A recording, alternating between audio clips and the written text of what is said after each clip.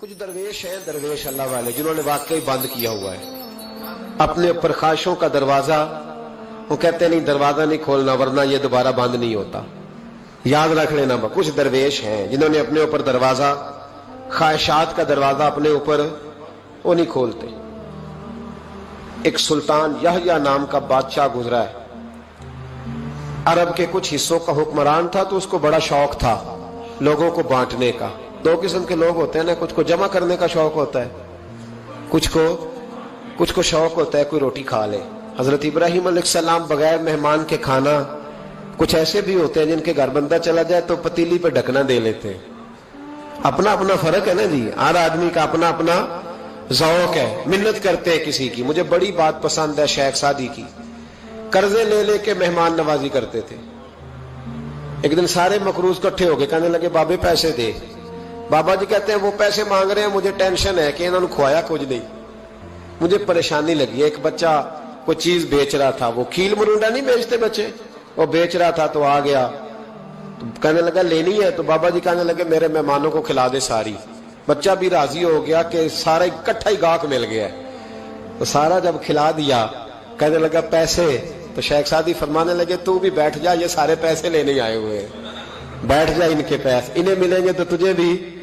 تو بچہ رو پڑا، رویا، کہنے لگا میں تو یتیم ہوں، 4 بہنیں چھوڑ کے آیا ہوں، اماں کی دوائی بھی لے کے جانی، مجھے تو پیسے چاہیے۔ بچہ رویا تو شیخ سعدی کا ایک مرید آیا، اس نے لا کے نظر پیش کی، کہا حضور یہ نذرانہ ہے، 400 دینار لایا۔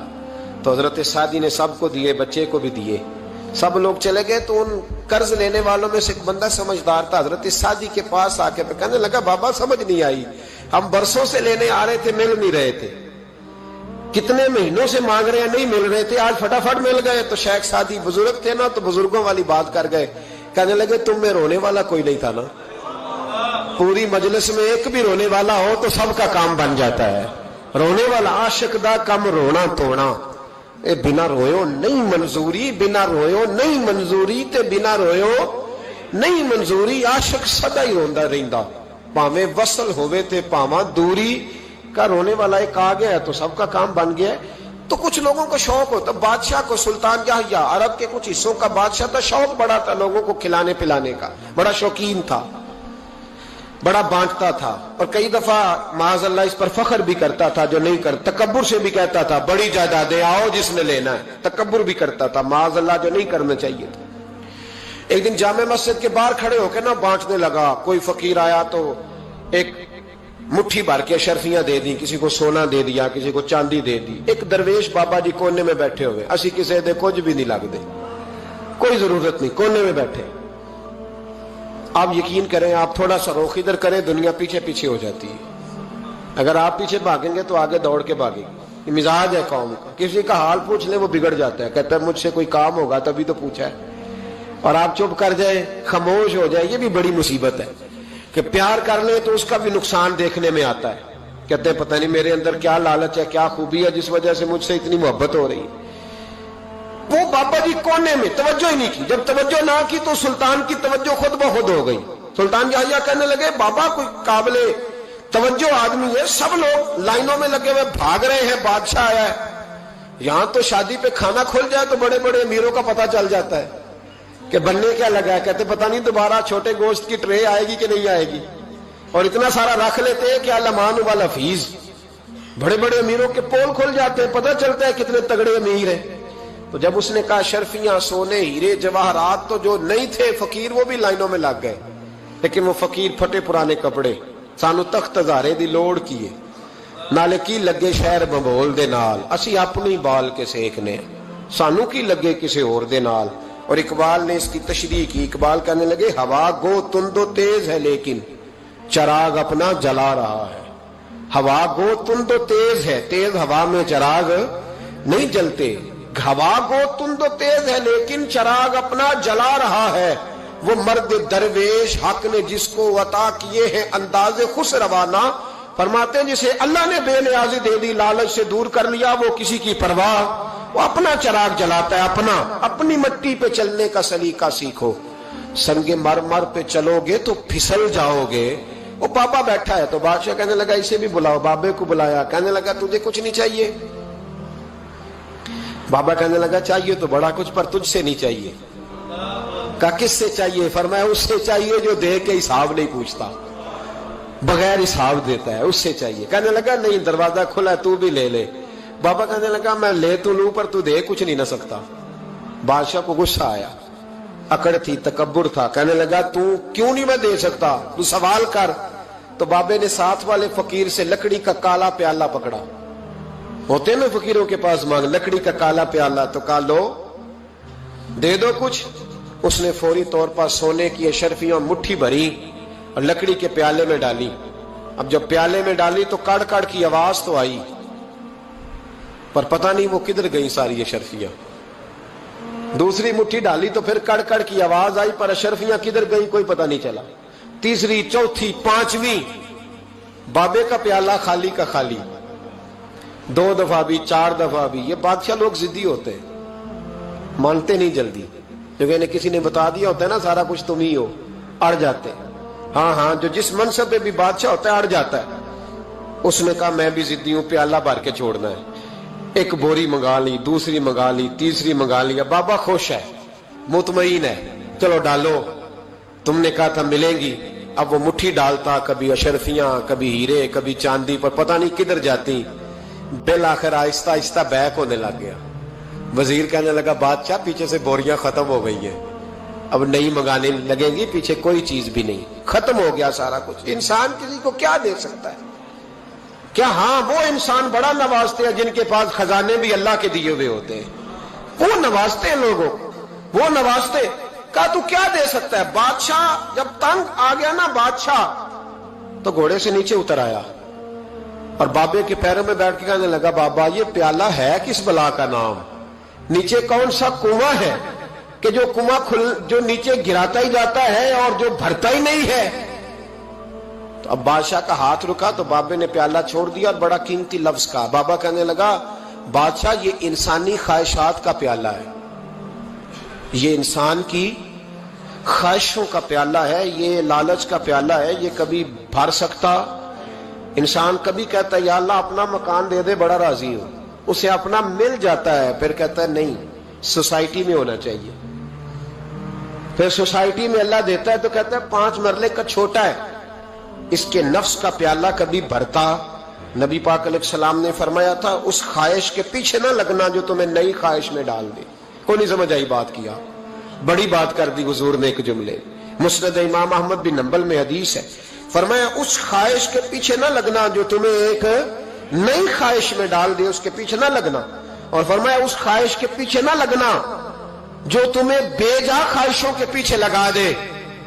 لوگوں کے للے تللے, پریشانیاں, آزمائشیں, لالچ, ہوس, وہ پریشانی وہ اتنی اوڑھ لی ہے لوگوں نے کہ دلوں سے تقوی, روحانیت, عبادت, درد, ذوق, شوق ختم ہو گیا. دنیا ہی دنیا بچی ہے, دولت ہی دولت بچی ہے, باقی ہر چیز کو نفس کا سانپ ڈس گیا. محدث ابن جوزی رحمۃ اللہ علیہ فرماتے ہیں میرے شہر کا ایک مالدار شخص تھا تو ایک بڑی ناگن خرید کے لایا. ناگن سونے کا انڈا دیتی تھی ناگن, پر انڈا سونے کا انڈا دیتی تھی. اس کے بال بچوں نے بھی, ایک ہی بیٹا تھا, بیوی تھی, انہوں نے کہا ابا یہ ناگن ہے, اس کا کام دسنا ہے, تو خیال کر. کیا کہا تھا حضرت سلطان بہو نے, کھارے کھو کدی مٹھے نہیں تھیندے, پاویں سہ منا گڑ پائیے تے سپاں دے پت کدی میتھ نہیں تیندے, پاویں چولیاں دودھ پیائیے. اس کی فطرت میں ڈسنا ہے. تو یہ ڈسے گی, بات ختم ہو گئی. کہا نہیں, سونے کا انڈا دیتی ہے. رکھ لیا گھر میں. بکری رکھی ہوئی تھی, پالتو بکری. بکری کو ناگن نے ڈس لیا, بکری تڑپ کے مر گئی. بیوی اور بیٹا کہنے لگے خیال کر, بکری کو ڈس لیا نا اس نے کہا بکری کتنے کی؟ کہا 6 دینار کی. سونے کا انڈا کتنے کا؟ کہا 50,000 دینار کا. تو کہنے لگا چھوڑو, انڈا تو مل رہا ہے نا, اگرچہ ناگن ہے, انڈا تو آ رہا ہے نا. کچھ دنوں کے بعد گھر میں گھوڑا رکھا تھا, گھوڑے کو ڈس لیا, تڑپ کے مرا گھوڑا. اس کو پھر سمجھایا بیوی اور بیٹے نے کہ بس کر دے, یہ ناگن ہے, یہ ڈسے گی. उसने कहा घोड़ा कितने का 20 दिनार का। तो अंडा कितने का 50,000 दिनार का। तो छोड़ो घोड़ा, मरने तो नया ले आएंगे। अल्लाह अकबर। एक नौकर घर में रखा था जानवरों को चारा डालने को। अचानक उसने चारा जो उठाया तो अंदर वो नागन बैठी थी। उसने हाथ पे डसा, गरीब ने चीखें मारी, चीखें, पर गरीबों की चीखें लोगों को सुनाई नहीं ना देती। गरीबों की चीखें लोग दरवाजे बंद कर लेते हैं। लोगों ने इसलिए काले शीशे लगाए हैं कारों को कि गरीबों की चीखें ना दिखाई दे ना सुनाई दे। नागन ने डसा, चीखने लगा नौकर, लेकिन गरीब का खून भी सस्ता होता है ना। उसका सारा वजूद जहर से फट गया।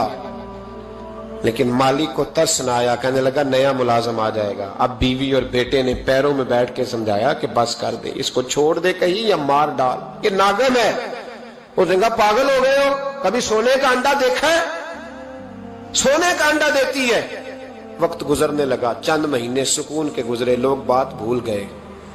एक दिन सवेरे सवेरे कमरे से मां के रोने की आवाज आई, और जब अम्मा चीखी, खामन दौड़ा तो कहने लगी ले तेरे सोने के अंडे बच गए। और वो देख मेरे बेटे को डस के बिस्तर से उतर गई है। वो देख मेरा इकलौता बेटा। अभी बेटे को उठा के तबीब के पास ले जाने ही लगे थे, वो अपने घर के दरवाजे तक पहुंचा था कि जनाब इजराइल पहले तशरीफ ले आए।